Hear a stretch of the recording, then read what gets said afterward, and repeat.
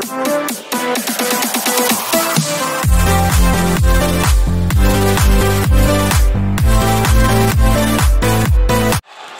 dear, Salt Papi may be in trouble. Salt Papi, oh my god! Salt Papi, oh my god, it's over! Oh my... Well mga kaibigan, welcome back sa ating channel. And sa latest fight ni Salt Papi mga kaibigan, he ran out of salt against Tony Ferguson. Early round ng kanilang laban mga kaibigan, makikita natin malalakas ang patama ni Salt Papi, pero hindi ito nagiging sapat mga kapatid para ma-knock out or ma-knockdown niya itong si Tony Ferguson.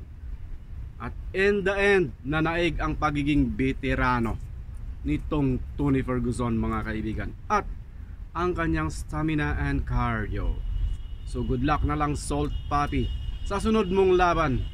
Sana mag-focus ka sa iyong cardio, sa iyong stamina, at saka sa iyong budiga. And of course, magbaon ka ng maraming salt para hindi ka kakapusin sa susunod mong laban. So kita naman natin na medyo bumigay ang cardio at saka stamina ni Salt Papi.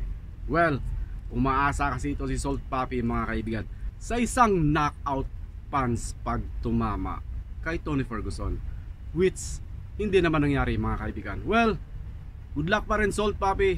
Matindi pa rin ang iyong pinakita, although marami ang nagsasabing early stoppage by the referee.